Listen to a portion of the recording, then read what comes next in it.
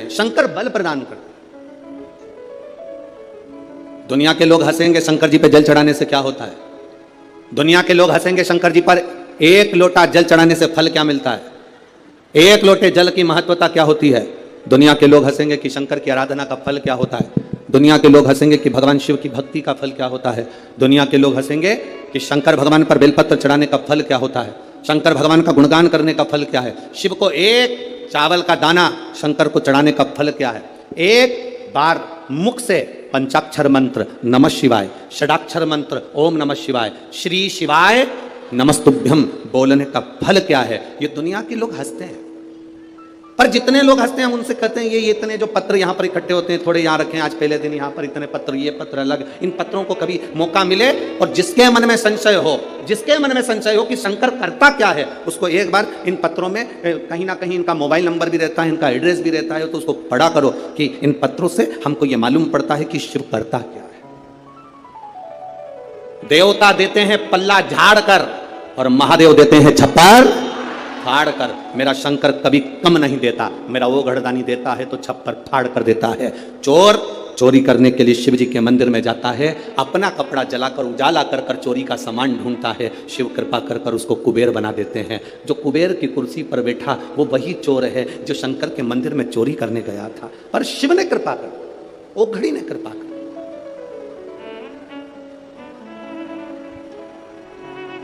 वो करुणा सागर। शंकर के जो भक्त होते हैं वो 3 बार रोते हैं। कितनी बार रोते हैं? 3 बार। शिव के जो भक्त होते हैं वो 3 बार रोते हैं। पहला, जब भगवान शंकर को पुकारते हैं, उसके हृदय में बड़ी तकलीफें होती है, कष्ट होता है, दुख होता है, तब वो भगवान को पुकारता है, तब रोता है।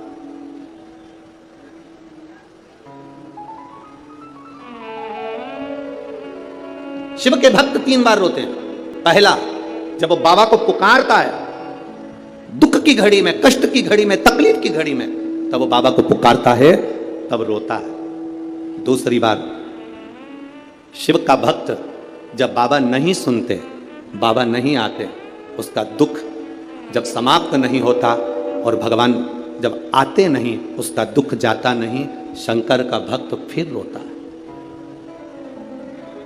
शिव के भक्त 3 बार रोते हैं। एक बार भगवान को पुकारते हैं तब, दूसरा भगवान नहीं आता तब, और तीसरी बार शंकर के भक्त तब रोते हैं जब भगवान मिल जाते हैं और उसका कार्य जब पूर्ण हो जाता है, तब भी वो रोता है, तब भी रोता है। शंकर के भक्त 3 बार रोते हैं। पहली बार जब भगवान को पुकारेगा तब रोएगा, दूसरी बार जब भगवान नहीं आएंगे तब रोएगा, और तीसरी बार जब भगवान आ जाएंगे तब रोएगा। तीसरी बार इसलिए रोता है कि मेरे जैसे पापी पर भी तूने कृपा कर दी। मैंने सोचा नहीं था कि मेरा महादेव एक लोटे जल से प्रसन्न हो जाता है और मेरे ऊपर करुणा कर देता है, तब भी रोता है, तब भी। बस आपका भरोसा, आपका विश्वास दृढ़ होना चाहिए, और जितना विश्वास, जितना भरोसा आपका पक्का होगा, उतना परमात्मा को मिलने में देरी नहीं होगी।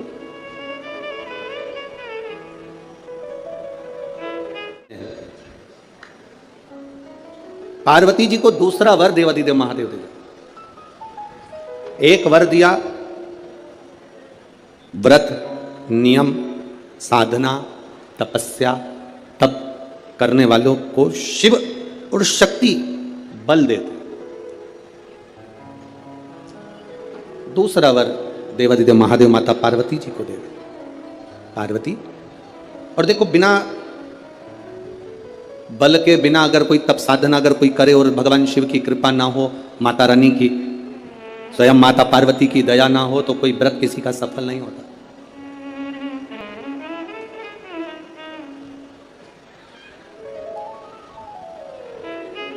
राजा प्रसेनजीत की 2 बेटी थी। एक का नाम था नेनुका और दूसरे का नाम था रेणुका। कितनी बेटियां? जम के बोलो जरा। 2। पहली का नाम क्या है? नेनुका, ना, एन, नेनुका पहली का नाम, और दूसरी का रेणुका, आर। रेणुका। राजा प्रसेनजीत की दो बेटी है, एक नेनुका है, दूसरी रेणुका है। नागपुर में भी कहीं ना कहीं रेणुका माता का मंदिर होगा, है? अच्छा, एक का नाम है नेनुका, दूसरी का नाम है रेणुका। अब देखिए तप का बल कैसे प्राप्त होगा। दोनों देवियों में विचार करिए, ये दोनों राजा प्रसेनजीत की दोनों बेटी है, रेणुका और नेनुका, ये दोनों बेटी राजा प्रसेनजीत।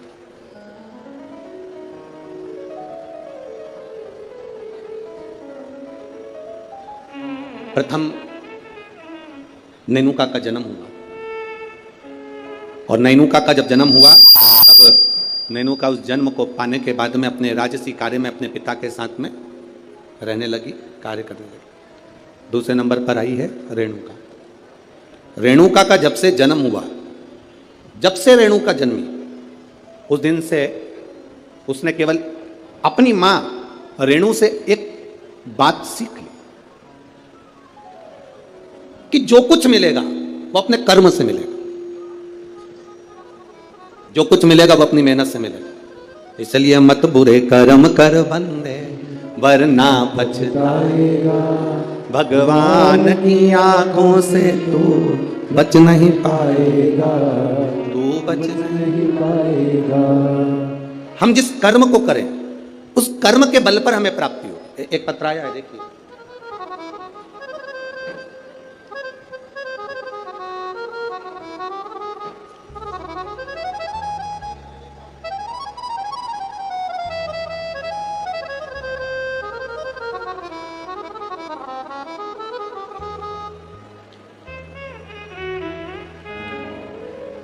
मैं पूनम लाला सेलोकर, गंगाबाग पारड़ी, गंगाबाग पारड़ी है, पारड़ी नागपुर, कहीं बैठी हो तो अपने हाथ हिला सकती हैं। मैं पूनम लाला सेलोकर, गंगाबाग पारड़ी नागपुर की निवासी हूँ। कहीं बैठी हो तो अपना हाथ हिला सकती हैं, जहाँ कहीं भी बैठी हो। मेरा मोबाइल नंबर यह है। मेरी शादी को 12 साल हो गए थे गुरुदेव, संतान का सुख नहीं था। मैंने नागपुर के सारे डॉक्टरों को दिखाया, पर डॉक्टरों के हिसाब से उन्होंने कहा था कि तुम्हें संतान कभी नहीं होगी। सारे इलाज की रिपोर्टें भी मेरे पास में हैं। क्यों? उसका कारण यह था कि मेरे गर्भाशय में 12 mm की गठान हो गई थी, और 12 mm की गठान बहुत बड़ी गठान होती है गुरुदेव। डॉक्टरों ने कहा कि इसका ऑपरेशन कर भी देंगे तो तुम्हारी बच्चादानी में गर्भ नहीं ठहर सकता, तुम्हारे बच्चा नहीं हो सकता। तब मेरी दीदी ने कहा, आस्था चैनल पर कथा आती है, कभी 1 बजे कभी 2 बजे आती है, उस कथा को श्रवण करो। मैंने 2022 में कथा श्रवण करना प्रारंभ करा।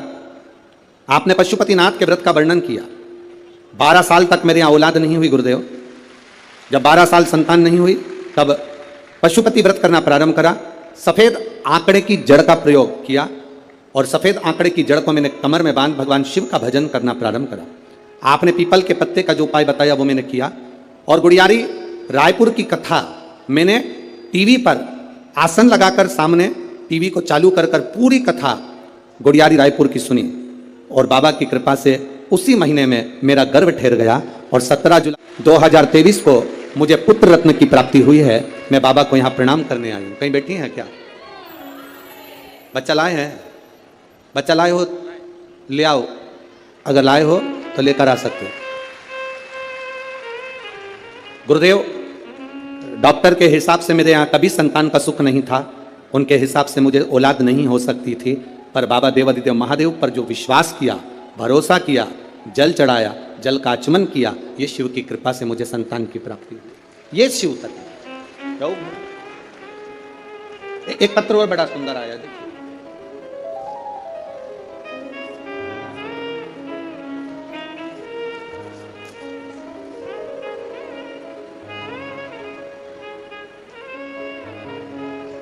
मैं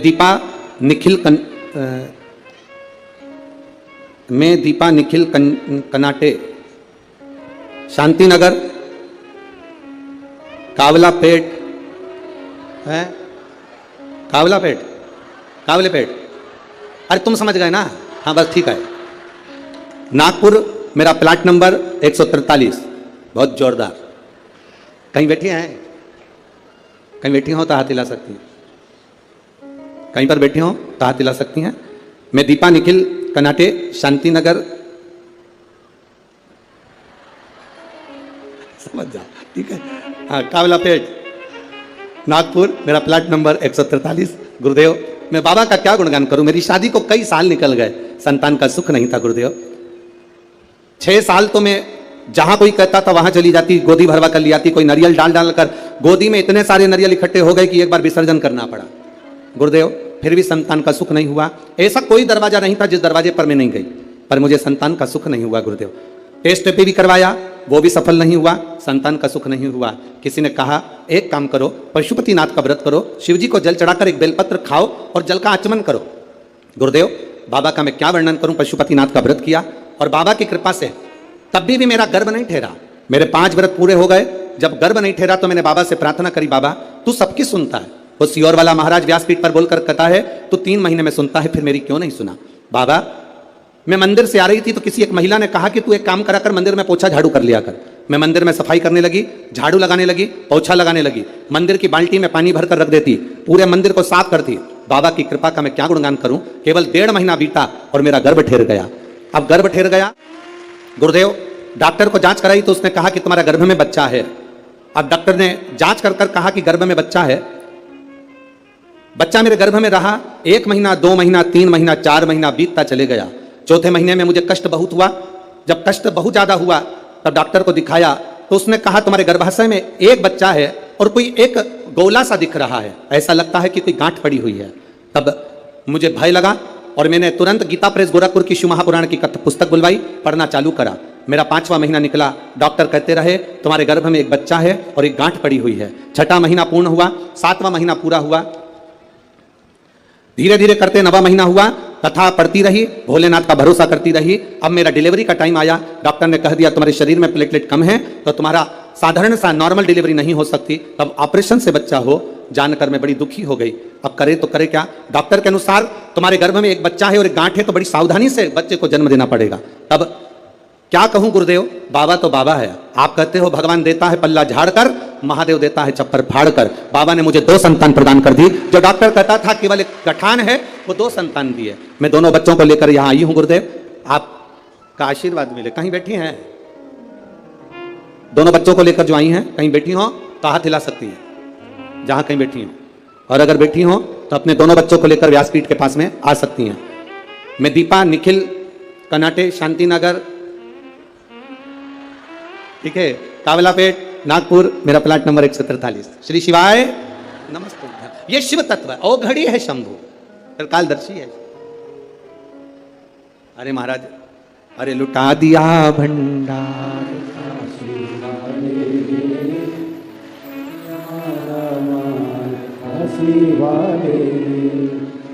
एक बात तो है, जितने लोग कथा सुनने आए हैं तुम पूरे की पूरे भजन याद करके आए हो, पक्का। बहुत बहुत साधुवाद। और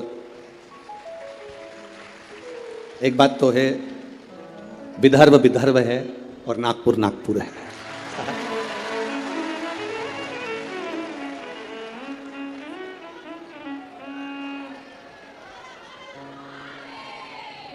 तुम सब नागपुर के संतरे से कम,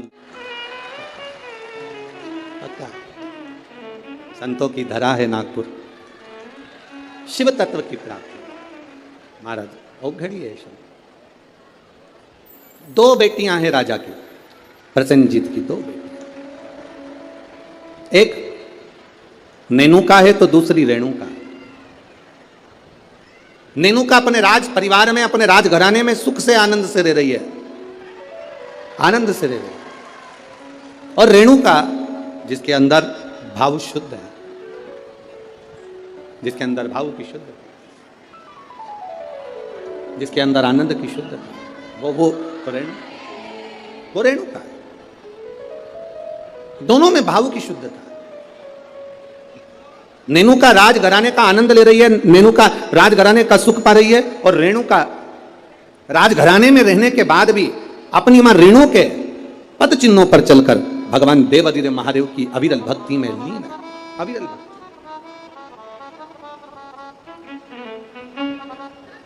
शिव भक्ति में लीन है वो। समय जाता जाता है,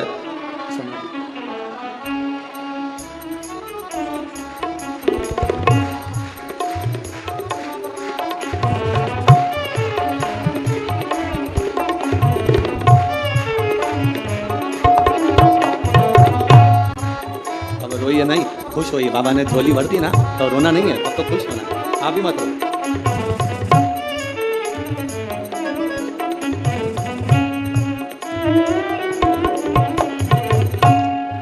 अभी तो रोने का समय गया, अब तो खुश होना। दोनों जने अच्छे से खुश होकर जाओ, रोज के नहीं जाना। बाबा के दरबार से गोदी भर कर जा रहे हो, और क्या चाहिए, इससे बढ़कर सुख क्या है। दोनों खुश हो। अरे लुटा दिया भंडार का कर दिया माला, ये शिव भक्ति है, शंकर की उद्धार। शिव ओघड़ी है। जहां डॉक्टर ने कह दिया था कि नहीं होगा बच्चा, संतान का सुख नहीं है तुम्हारे जीवन में, वहां देने वाला कोई साधारण नहीं है। वो त्रिकालदर्शी, वो कैलाशी, वो अविनाशी शिव है, शंभु है, वो सहज नहीं है। शिव कथा कहती है, भगवान देवादिदेव महादेव का चरित्र कहता। शिव महापुराण की कथा कहती है, एक दिन राजा प्रसेनजीत ने अपनी दोनों बेटियों को बुलाया, और दोनों बेटियां जब धीरे धीरे बड़ी हो गई, बड़ी होने के बाद अपनी बेटियों से पूछा, बताओ बेटियों, तुम्हारा भरण पोषण करने वाला कौन है, तुम्हारी भंडार भरने वाला, तुम्हारा भरण पोषण करने वाला, तुमको रखने वाला, संभालने वाला कौन है, बोलो।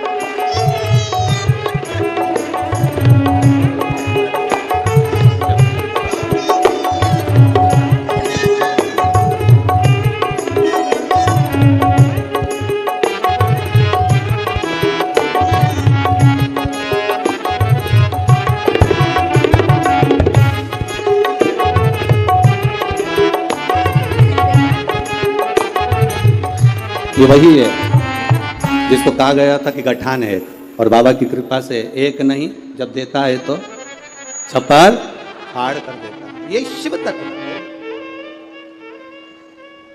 शिव भक्ति है। नेनुका और रेणुका दोनों से पूछा गया, प्रसेनजीत ने दोनों से पूछा, ये बताओ। प्रसेनजीत पूछ रहे हैं कि इस तुम्हारे जीवन का भरण पोषण कौन कर रहा है।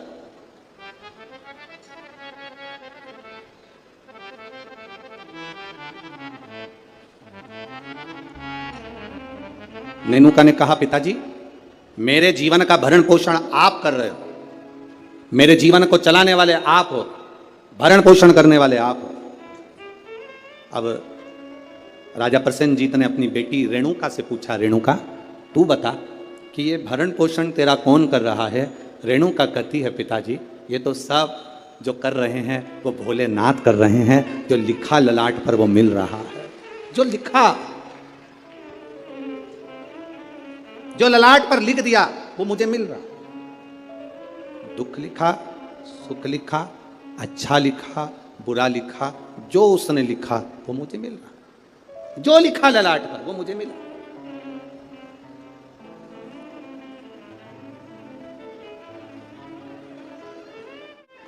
और तेरी कृपा बिना ना हिले एक भी अणु, लेते हैं श्वास तेरी कृपा से तनो तनो। जो ललाट पर लिख दिया वो कोई टाल ना सका। हाँ, ललाट पर लिखा हुआ अगर कोई टाल सकता है तो केवल एक है, वो देव अधिदेव महादेव है, वो टाल सकता है। एक पत्र आया है, देखिए उस पत्र में उसने लिखा, मैं दीपिका अविनाश ठाकुर रामटेक से हूं। कहीं बैठी हैं? बैठी हो तो हाथ हिला सकती हैं। आप ही हैं? दोनों हाथ हिला दो एक बार। हाँ, श्री शिवाय नमस्तुभ्यम। मैं दीपिका अविनाश ठाकुर रामटेक से हूं। मेरे बाबा के 3 अनुभव मैं बताना चाहती हूं गुरुदेव, में क्या वर्णन करूं।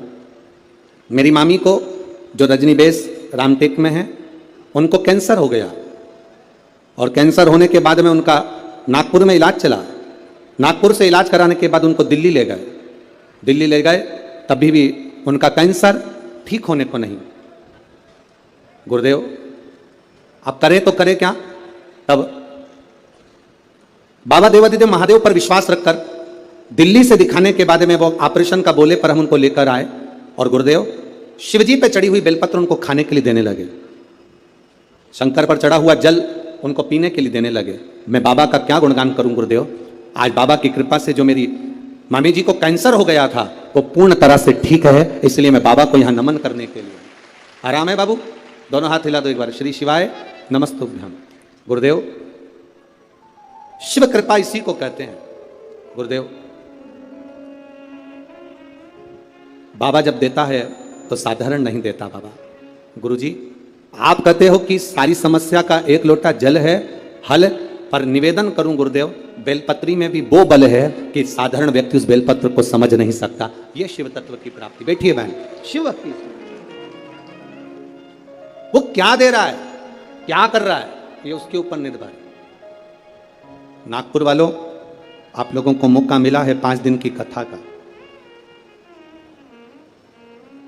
जितने दिल से, हाँ लोग कहेंगे तुमसे भीड़ बहुत है, बहुत गर्दी है, बहुत भीड़ है, बहुत गर्दी है, तो भी कह देना कि वो हमें जहाँ जगह मिले वहाँ बैठकर दिल से जितनी देर मिले उतनी देर की कथा श्रवण कर कर उसको एक बार अपने मन की बात कहकर जरूर जाना। वो 3 महीने में क्या देगा ये उसके ऊपर निर्भर। वो क्या देगा ये वही जान सकता।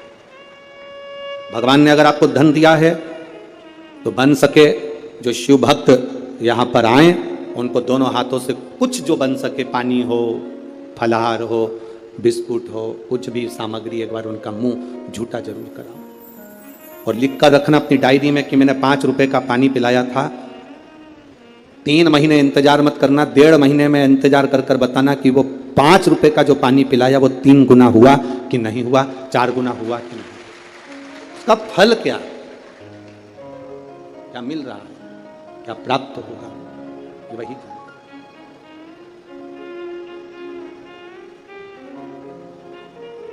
तो क्या प्रदान करता है उसके ऊपर निर्भर है। नेनुका ने कह दिया मेरे पिताजी पालन कर रहे हैं, मेरे पिताजी संभाल रहे हैं, और रेणुका कहती है मेरे पिता नहीं, ये तो भोलेनाथ ने जो जीवन दिया है वो चल रहा है। विचार कर लिया पिताजी ने, दोनों बेटी की शादी करना है।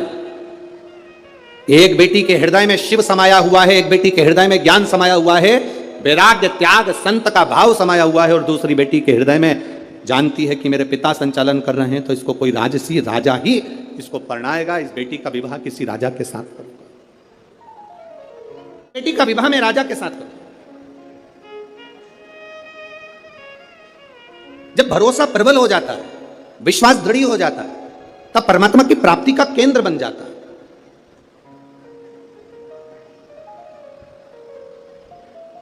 अभी हम आ रहे थे, जब आते आते देखा कि लोग टेंट के बाहर, पंडालों के बाहर लोग धूप में बैठे हुए हैं, बहुत गर्मी है, धूप अपार, पर आप प्रयास करना। 2 बजे कथा चालू हुई, 5 बजे तक चलेगी। 2 बजे से 5 बजे तक जो धूप में बाहर भी बैठे हैं वो अंदाजा लगाकर बैठना कि 2 बजे से 5 बजे तक आपको कहीं धूप दिखी, कहीं धूप नजर आई, कहीं धूप लगी, वो छत्र छाया कर कर बैठता है। साधारण नहीं है मेरा शिव, साधारण नहीं मेरा ऊपरी।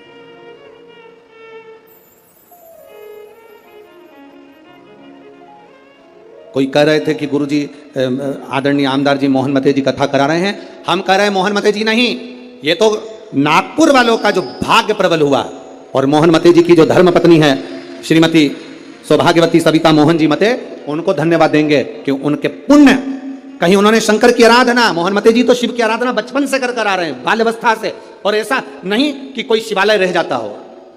शिवरात्रि पर भी भगवान शंकर के मंदिर में जाना, श्रावण के महीने में शंकर की आराधना करना, शिव भक्ति को अपने हृदय में बिठाना, तो कहीं ना कहीं शंकर की जो करुणा हमारे पुण्य की, एक बच्चा एक गुल्लक भरता है तो फोड़कर गिफ्ट लाता है, फोड़कर जब गिफ्ट लाता है तो वह अपने प्रयोग में लेता है। जब हमारे पुण्य की गुल्लक भराती है तब जाकर अपने परिवार में, अपने क्षेत्र में एक बार शिव महापुराण की कथा हो पाती, तब जाकर कथा हो। श्री मोहन मते जी को मैं कहूंगा, आपके इस कथा से पूरे नागपुर क्षेत्र के ना जाने कितने कितने पुण्य प्रबल हुए होंगे, और ये नागपुर वासियों ने ना जाने कितना एक लोटा जल चढ़ाया होगा, तब जाकर ये 5 दिन की शिव महापुराण की कथा यहाँ पहुंची। ये कोई सहज है पुराण?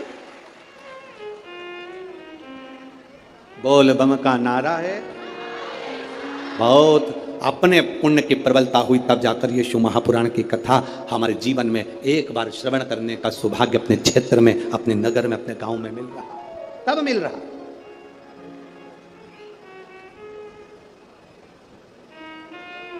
अब बेटियां किसको बिहा दी जाए, बेटी किसको दे दी जाए? कर्म का फल देखिए, जो भगवान देवादिदेव महादेव ने माता पार्वती को कहा था कि जो मेहनत करता है, पार्वती जो संकल्प ले लेता है, जो नियम ले लेता है, जो व्रत करता है, उसके व्रत का फल हम स्वयं देते हैं। 2 वचन दिए थे माता पार्वती जी को भगवान शिव ने, एक शिव और शक्ति का बल देना, और दूसरा वचन देवादिदेव महादेव ने माता पार्वती को दूसरा वचन, दूसरा वर दिया था, पार्वती सुन, संसार में रहने वाली नारी, पुरुष, बच्चे, बूढ़े, इस मृत्यु लोक में जो रह रहा है, संसार में अगर उसके जीवन में कभी दुख की एक घड़ी भी आई है तो उसके कर्म से आई है। उसने जो पूर्व में कर्म किया होगा उसके अनुसार उसको एक दुख की घड़ी में भोगना पड़ा है। पर उस दुख की घड़ी में पार्वती, अगर उसने भूलवश भी मुझे याद किया, शंकर कहते हैं मैं उसी क्षण उसके दुख को मिटाने के लिए संसार सागर में पहुंच जाऊंगा। मैं वचन देता हूं। ये माता पार्वती जी को शिव जी ने 2 वचन दिए। पार्वती, एक शिव और शक्ति का बल व्रत उपास साधना तप करने वाले को मिलता है। नवरात्र का व्रत करने वाले कई लोग नंगे पैर चलते हैं, कई लोग एक समय दूध लेते हैं, कोई कहता है कि मैं लौंग पर व्रत करता हूं, कोई अपने शरीर पर जवारे वो लेता है, कोई कुछ नियम धारण करता है, कोई कुछ नियम धारण करता है। सारे नियम व्रत साधना तप जितने लोग करते हैं, घबराने की जरूरत नहीं। ये बल तुम्हें जो देता है वो शिव देते हैं, वो भगवान शंकर शक्ति के साथ देते हैं। और ध्यान देना, दुख की घड़ी में अगर तुम्हारे कर्म के अनुसार तुम्हें दुख भोगना पड़ रहा है तो उस दुख में भी घबराना नहीं। अगर दुख परमात्मा ने दिया है तो वो उस दुख को समाप्ति का बल भी आपको प्रदान करता है। वो शिव तत्व है, वो घड़ी है, वो शंकर है, वो घड़ी शिव है।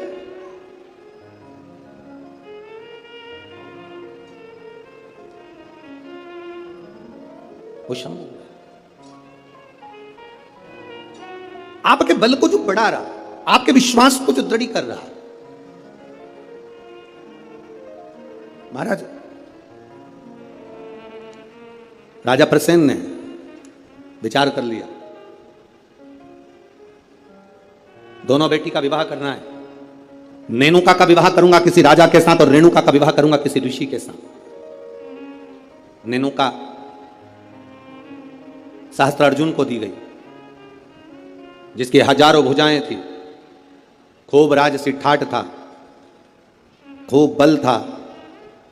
नेनुका सहस्त्रार्जुन को दी गई, जितने रावण को भी अपने काबू में कर रखा था। ढेर बल था सहस्त्रार्जुन के पास में, ढेर संपदा थी सहस्त्रार्जुन के पास में। बड़ा प्रबल, बड़ा वीर राजा था सहस्त्रार्जुन, बड़े प्रबल थे सहस्त्रार्जुन। सहस्त्रार्जुन साधारण नहीं थे, बड़े प्रबल, बड़े वीर। जो रावण को भी अपने कब्जे में रखता हो वो साधारण नहीं हो सकता है।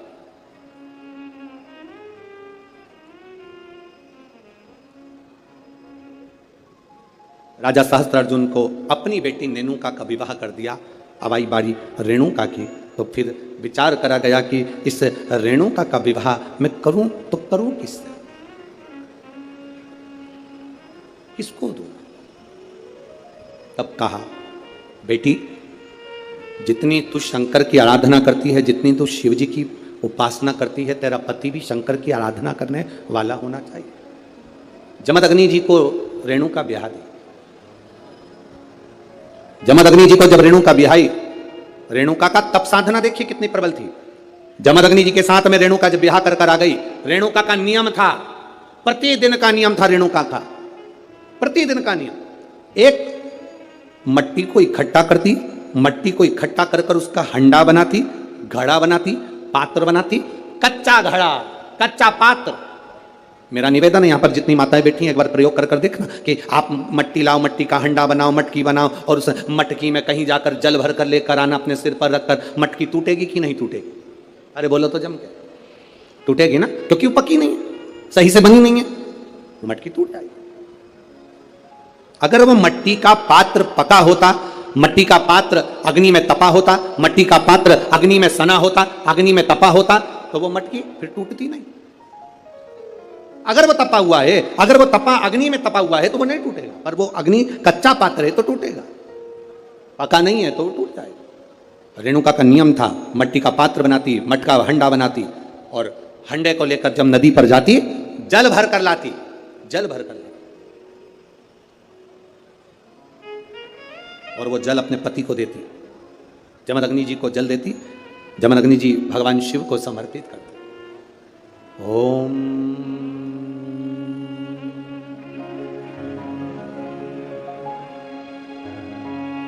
नमः शिवाय।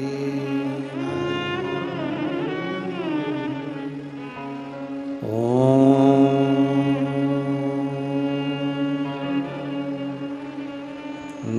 नमः शिवाय।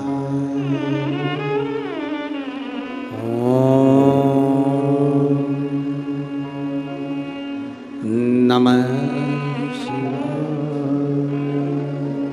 घड़ा लाई, जमदग्नि जी को दिया, जमदग्नि जी ने शिव जी को समर्पित किया। कच्चे घड़े में जल भरना, लाना, शंकर जी के लिए अपने पति को देना, समर्पित करना।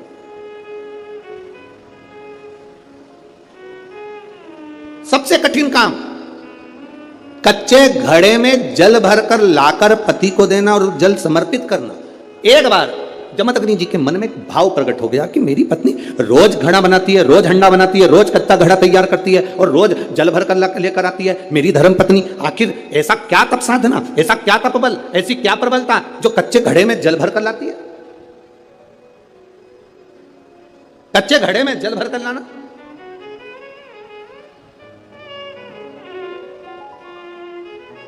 मेरी जीजियों, एक बात अपने जीवन में उतार कर रखना, कभी जिंदगी में अगर कभी ऐसा योग लगे, कभी तुम्हारे जीवन में कभी ऐसा लगे, अब तो थोड़ी शरद चालू हो गई, ठंडक चालू हो गई, तो मट्टी के पात्र का जल से शिव का अभिषेक कभी तो नहीं हो सकता, पर बैसाख महीने में, ज्येष्ठा महीने में कभी मौका लगे अपने जीवन में और तुम्हें लगे कि मेरे जीवन में दुख नहीं हो रहा, मेरे दुख जा ही नहीं रहा, तो 5 बेलपत्र,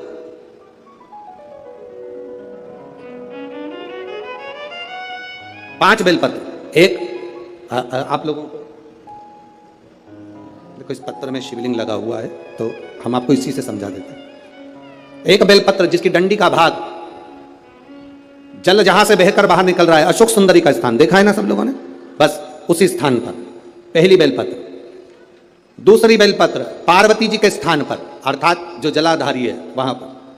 तीसरी बेलपत्र शंकर भगवान के शिवलिंग के सम्मुख में जहां आप बैठे हो वहां बैठकर डंडी का भाग विपरीत दिशा में रखकर, तीसरा बेलपत्र।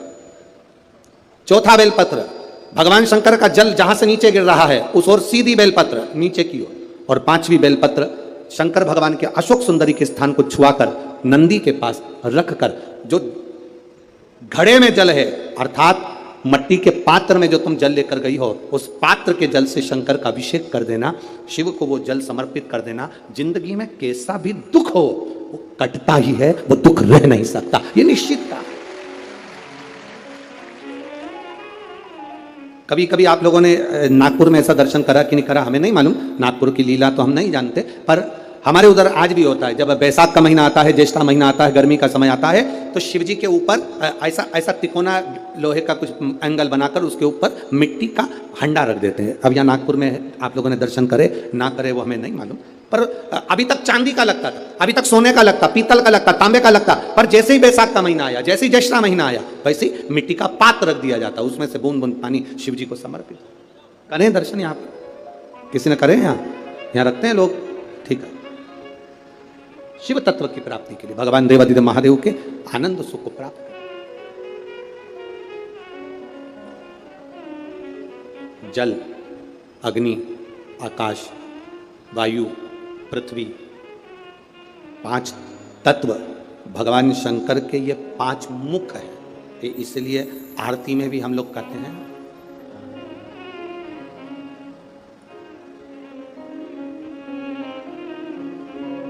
पंचानंद भोले पंचानन राजी, हंसासन गरुड़ासन हंसासन गरुड़ासन वृषवाहन वाहन साजे। ओम जय शिवा ओंकारा दो भुज चार चतुर भुजे 10 भुजे अति सोहे। बोले 10 भुजे अति सोहे। अब 5 मुख पंचानंद शिव है। जल, वायु, आकाश, अग्नि, पृथ्वी, ये पंच तत्व शंकर के 5 मुख में विराजमान। 5 मुख। शिव की पंचायत में 5 देवता हैं। कितने देव हैं? 5। पहला देवाधिदेव महादेव, दूसरा गणेश जी महाराज, तीसरा भगवान नारायण, चौथा सूर्य नारायण भगवान, और 5वां नंबर पर है मां दुर्गा भवानी अष्टभुजा धात्री मां देवी मां दुर्गा। ये 5 शिव पंचायत में 5 देवता। फिर से बोलिए, पंचायत में 5 देव कौन से होते हैं? पहला शिव जी, दूसरा गणेश जी, तीसरा भगवान विष्णु, चौथा भगवान सूर्य नारायण, और 5वें मां दुर्गा भवानी। ये 5 शंकर की पंचायत के देवता हैं। शिव पंचायत में ये 5 रहते हैं।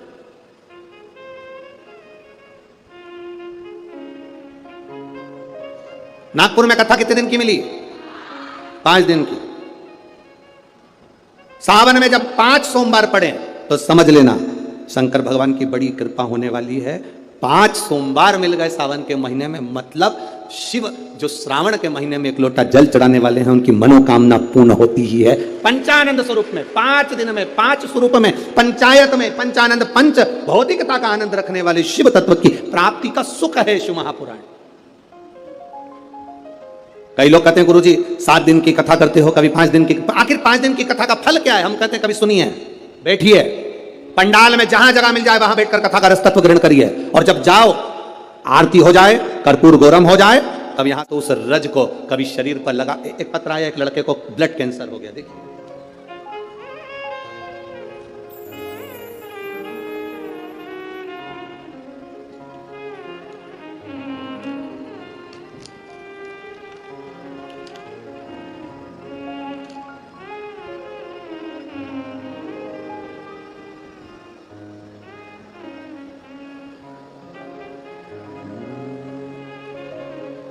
शंभो शरणे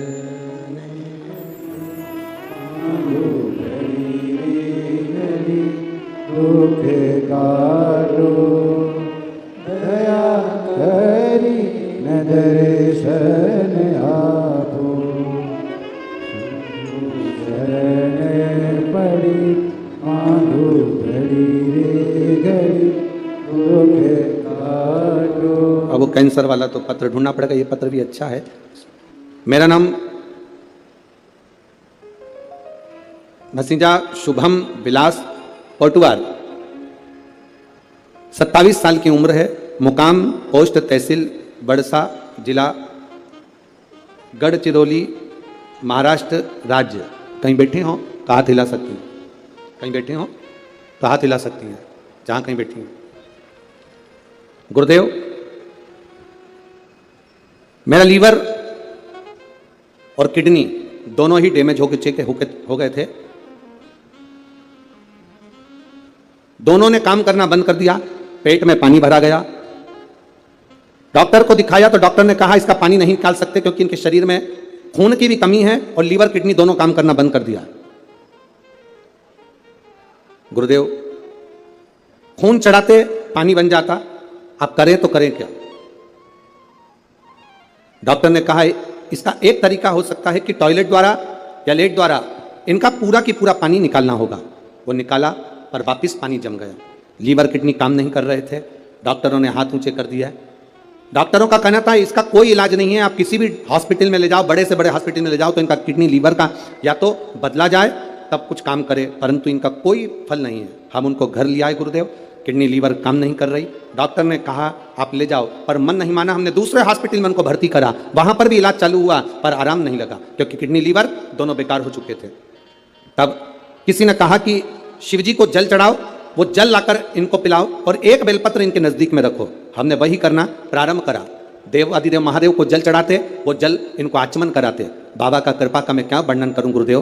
2 अक्टूबर 2023 को बाबा की कृपा से उनकी तबीयत में सुधार आना प्रारंभ हुआ और 8 अक्टूबर को बाबा की कृपा से वो ठीक हो गए। बाबा की कृपा से उनका लीवर और किडनी दोनों काम करना प्रारंभ कर दिए। ये शिव तत्व है, ये शंकर योग घड़ी है।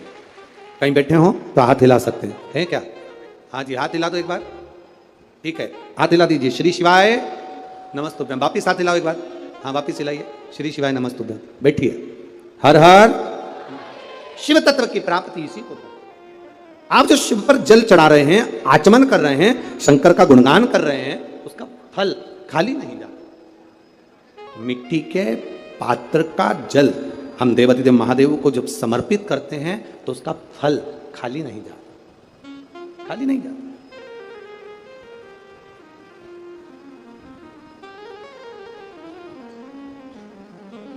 हरि शंभु शरणे मांगू घड़ी रे घड़ी, दुख काटो दया करीन दर्शन आपो। महाराज, शिव महापुराण की कथा कहती है, रेणुका देवी कच्चे घड़े में जल भर कर लेकर आती, अपने पति को देती और जमदग्नि जी उस जल को लेकर शिव जी को समर्पित करते। पर उनके चित्त में यह बात बैठ गई, आखिर इसकी दृढ़ता, इसकी भक्ति कितनी प्रबल होगी कि कच्चे घड़े में पानी नदी से यहां तक आ गया और कच्चा घड़ा टूटता नहीं। जब तक शिव जी को जल नहीं चढ़ाते तब तक वो घड़ा समाप्त नहीं होता। आखिर इसकी भक्ति किसकी है? इस रेणुका ने भक्ति किसकी करी? किसकी भक्ति करी? ये रेणुका किसको भजती है?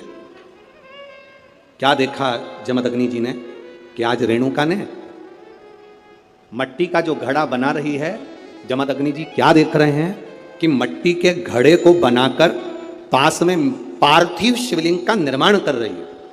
एक शिवलिंग का निर्माण कर रही है, पार्थिव शिवलिंग।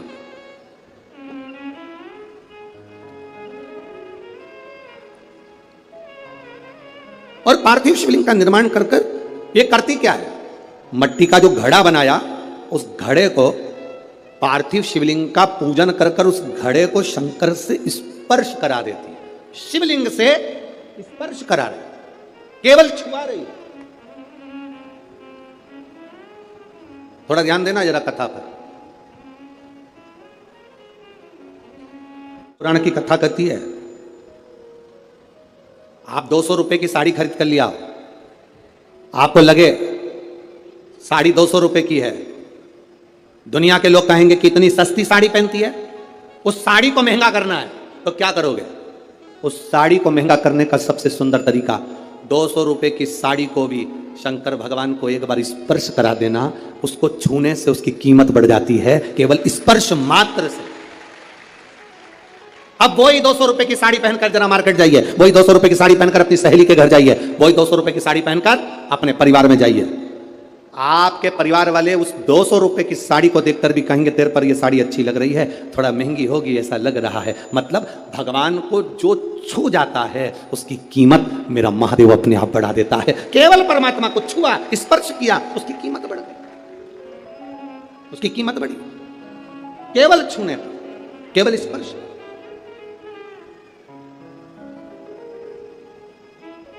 अरे भाई, शिव महापुराण की कथा कहती है, जैसे किसी के यहां कोई मर जाता है तो पूरे परिवार में सूतक लग जाती है। बोलो री जी सही है कि गलत है? अरे बोलो तो जम के। लगती है ना? परिवार में कोई मर गया, पूरे परिवार को सूतक लग जाती है। जैसे मरने की सूतक पूरे परिवार में लगती है, उसी तरह परिवार का एक व्यक्ति भी अगर शंकर की कथा सुनता है तो पूरे परिवार को पुण्य लग जाता है। पूरे परिवार, एक व्यक्ति भी अगर कथा श्रवण कर रहा है, परिवार का एक कोई मरता है तो पूरे परिवार में सूतक लगती है। उसी तरह हम कोई अच्छा काम करते हैं, शिव जी को एक लोटा जल चढ़ाते हैं, कथा श्रवण करते हैं, भूखे को भोजन, प्यासे को पानी पिलाते हैं, तो उसका जो पुण्य का जो फल है वो किसी एक को नहीं, घर का एक व्यक्ति करता है और पूरे खानदान को उसका पुण्य फल प्राप्त हो जाता है। पूरे खानदान,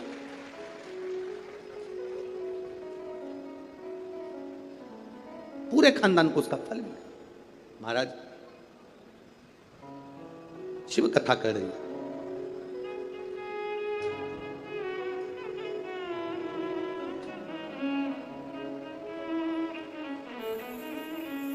आप जितने भाव से भगवान को रिझाओगे, मेरा देवाधिदेव महादेव उतने भाव से आपके करीब में आता है, आपके करीब।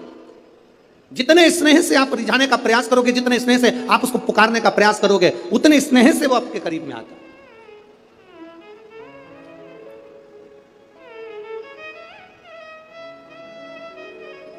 कभी कथा के पंडाल में अगर बैठकर कथा सुन रहे हो, या टीवी के सामने सुन रहे हो, मोबाइल पर कथा सुन रहे हो, इस नागपुर की धरा से पवित्र शिव महापुराण की कथा, 5 दिवसीय शिव और पार्वती शिव महापुराण की कथा सुन रहे हो, उसके नियम को धारण कर कर कि मैं कथा पंडाल में बैठकर कथा सुनूं, कथा पूरी होने के बाद भूमि को प्रणाम कर कर, नमन कर कर, अपने हृदय से उसको नमन कर कर जाऊं, अपने हृदय की बात उससे कह कर जाऊं, तो कंकर शंकर सुनता जरूर है और कुबेरेश्वर महादेव झोली भरता जरूर है। आप दिल से कहें उसको,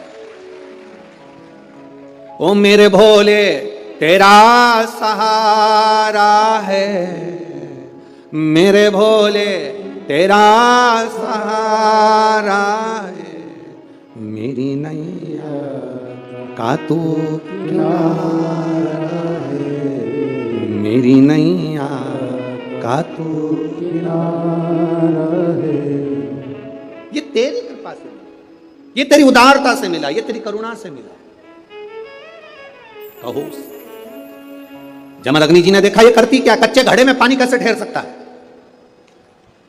कच्चे घड़े में पानी कैसे ठहर सकता है। मेरी माताओं से निवेदन, बड़ा सुंदर भाव से फिर निवेदन करूंगा, जिसका बेटा, जिसका बच्चा मंद बुद्धि हो, विवेक काम नहीं कर रहा हो, बुद्धि काम नहीं कर रही, चित्त काम नहीं कर रहा, बहुत चिड़चिड़ा, बहुत उचिष्ट, विवेक काम नहीं कर रहा, बुद्धि काम नहीं कर रही, हां यहां तक शिव महापुराण की कथा कहती है, एक बीमारी होती है जिसमें नसें शरीर की काम करना बंद कर देती है, और वो उस बीमारी का इलाज पूरे बाहर विदेश में भी नहीं है, जिसमें धीरे धीरे धीरे धीरे नाड़ियां, नसें बंद होती चली जाती है, पांव हाथ काम करना बंद कर देता है, फिर वाणी कम हो जाती है, नयन दिखना बंद हो जाता है, शरीर बेकार। उसके लिए भी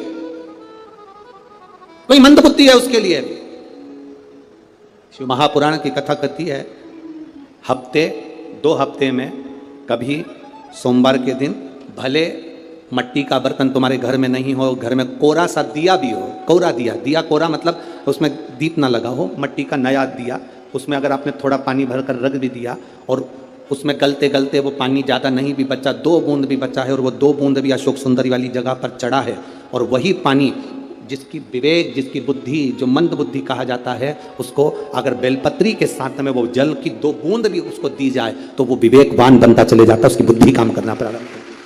कितना भी मंद बुद्धि हो, पड़ा रहता हो, पड़ा है, मुंह से राल बह रही है, वो बोल नहीं पा रहा, शरीर विग्रह बेकार बिल्कुल, उसके लिए भी ये कार्य करता।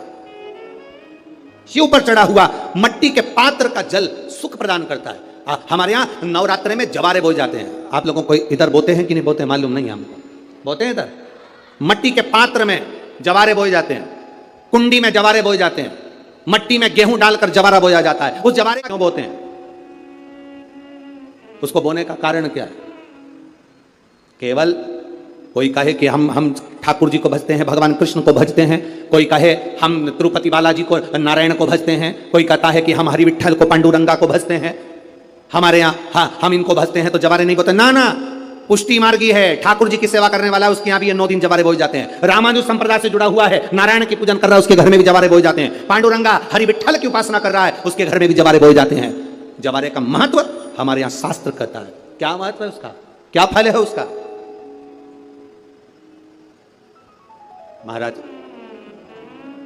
जब देवी माता ने दुर्गा भवानी को पंचायत में बुलाया गया, शिव पंचायत में मां दुर्गा बैठी हुई है, और शिव पंचायत में जब दुर्गा भवानी बैठी, उपद्रवियों ने उपद्रव मचाया, अहंकारियों ने अहंकार मचाया, असुरों ने, राक्षसों ने हाहाकार मचाना प्रारंभ करा। तब उस समय पर देवाधिदेव महादेव माता पार्वती को देखकर, दुर्गा भवानी को देखकर मुस्कुरा रहे थे। केवल शिव मुस्कुरा रहे हैं, पार्वती को देखकर, दुर्गा भवानी को देखकर, मां जगत जननी को देखकर केवल मुस्कुरा रहे। तब देवता सूर्य नारायण ने भगवान शिव जी को देखकर हाथ जोड़कर प्रार्थना करी। भास्कर देव बोले, सूर्य नारायण बोले, बाबा मेरे मन के संशय को मिटा दीजिए। शिव जी ने पूछा क्या काम है, बोलो क्या चाहते हो? शंकर भगवान से सूर्य देव, भास्कर देव कहते हैं, प्रभु आपके मुस्कुराने का कारण क्या? भारत की भूमि पर जितनी जगह पर भी आप लोग कथा सुन रहे हो, आज तक